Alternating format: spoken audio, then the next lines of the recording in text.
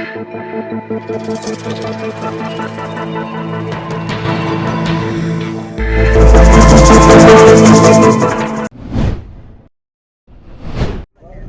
નેતાનું નામ જાહેર નહીં થતું સર. હા હા બસ કોળીએ જ.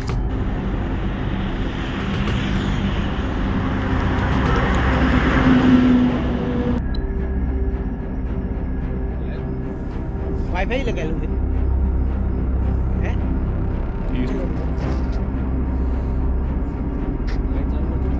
કર દે બેબી લાલા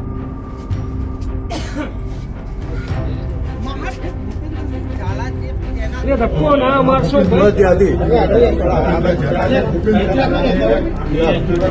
રાહુલ ને તમે ધક્કો આટલા સુધી આવશે રમેશભાઈ નીચું કરો યાર એમનું રાખું રમેશભાઈ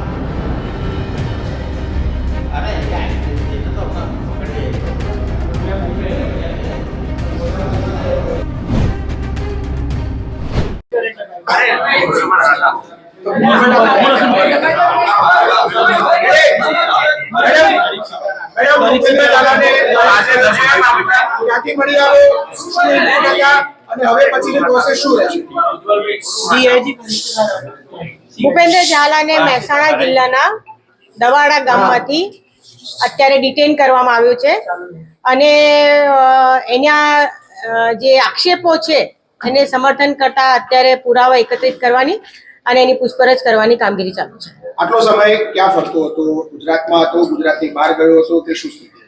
હજુ તો હમણાં 10 મિનિટ પહેલા જ પૂછપરછ શરૂ કરી છે. એ અત્યારે તો ગુજરાતમાંથી જ મળ્યો છે. હજુ વિગતવાર પૂછપરછ કરીએ પછી ખ્યાલ આવે કે આટલા દિવસ 1 મહિના સુધી એ ક્યાં હતો. પોલીસ એની પાસે પહોંચી ક્યાં જાતે હાજર થયો છે આપણને નહીં ખોટી વાત છે. એ અમે અમારી જે ટેકનિકલ સર્વેલન્સ ટીમ અને હ્યુમન ઇન્ટેલિજન્સથી ઘણા દિવસથી આ બાબતે તપાસમાં હતા અને એ દરમિયાન માહિતી મળી કે એ અહીંયા મહેસાણા જિલ્લાના આ ગામમાં છે અને એના આધારે મારી જે ટીમ છે CICLના અધિકારી RS પટેલ અને જે અશ્વિન પટેલ એ બંનેની ટીમને અધિકારીઓ સાથે એને એ દવાડા ગામમાંથી અત્યારે ડિટેન કર્યો છે. દવાડા ગામમાં ક્યાં હતો? કોના ઘરે હતો કે ફાર્મ હાઉસમાં? એક ફાર્મ હાઉસમાં હતો. એટલે ગામડામાં એક ખેતરમાં એક જે નાનું એવું ઘર હતું ત્યાં હતો. એટલે ત્યાં એને કોણે આશરો આપ્યો છે અત્યાર સુધી પણ એ ક્યાં ક્યાં રોકાયો છે, શું કર્યું છે અને કેવી રીતના કોના સપોર્ટ એને મળ્યો છે એ બધી તપાસ ચાલુ છે. ત્યાં દવાડા ગામમાં જ્યાંથી મળી આવ્યું ત્યાં બીજું કોઈ હતું કે એક જ વ્યક્તિ ત્યાં હતો? ના, અત્યારે તો ના, એનો પિતા કે કોઈ મળ્યું નથી. અત્યારે તો એકલો જ મળ્યો છે. બેન, એના ભાઈની ધરપકડ કરવામાં આવી અથવા એને પૂછપરછ માટે લાવવામાં આવ્યો એ પછી આ કડી મળી છે? શું ઘટનાક્રમ આખો? ના, એના ભાઈને તો જે અમે પૂછપરછ માટે લાવ્યા હતા એના ભાઈનો હાલ સુધી તપાસમાં આરોપી તરીકેનો રોલ નથી, પણ એના ભાઈને પૂછપરછ માટે લાવેલા એ અલગ મેટર હતી અને આના માટેનું સર્વેલન્સ અલગ ચાલતું હતું ને જેના આધારે એને અત્યારે ડિટેન કરવામાં કેટલા સમયથી એ ત્યાં ફાર્મ હાઉસમાં રહેતો હતો એવું કઈ પ્રાથમિક એમને પૂછપરછમાં ખ્યાલ આવ્યો? એ છેલ્લા 15 દિવસ છે. કોર્ટમાં ક્યારે રજૂ કરે? હજુ એરેસ્ટ કરવાની કાર્યવાહી ચાલુ છે. એવી કોઈ માહિતી નથી. અત્યાર સુધી અમારી પાસે કોઈ એવા ફરિયાદી નથી આવ્યા કે જે બેઝ ઉપર આખું જે વિષય છે કે છેતરપિંડી થઈ છે કે પૈસા નથી મળ્યા. તો હવે પ્રોસેસ શું રહેશે? કારણ કે તમે નિવેદન પણ ઘણા બધા લોકોએ લીધા છે, એમાં પણ કોઈ એવું લગભગ સામે નથી આવ્યું કે અમારે પૈસા લઈ ગયા છે પાછા નથી આપ્યા. ફરિયાદ નોંધાઈ ત્યાં સુધીમાં તો હવે કામ કેવી રીતે આગળ વધશે? કારણ કે મેં અત્યારે ફરીથી રિપીટ કરું છું કે અમારી તપાસ દરમિયાન પણ જ્યાં એવું લાગશે કે જેની સાથે આ થયું છે તો અમે પ્રોએક્ટિવલી એમને બોલાવીને ગુના દાખલ કરીશું.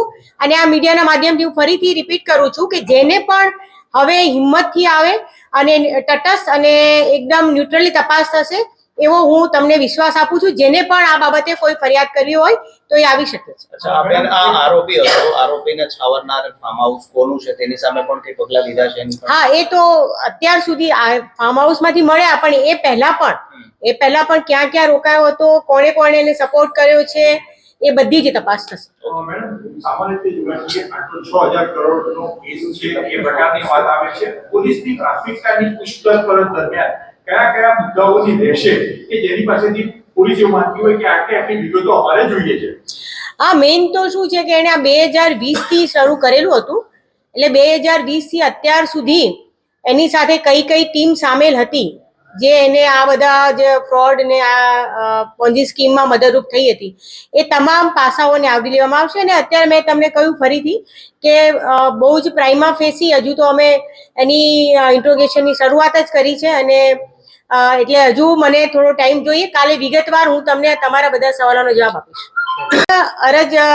અરજદારો જે પણ વ્યક્તિઓ સાથે બીઝેડ કંપની દ્વારા ચીટિંગ થયું હોય તેઓને મારી મીડિયાના માધ્યમથી અપીલ છે કે તેઓ EOW ની જે ગાંધીનગરમાં ઓફિસ આવી છે ત્યાં આવીને પોતાની રજૂઆત, પોતાની અરજી, પોતાની ફરિયાદ કરી શકે છે.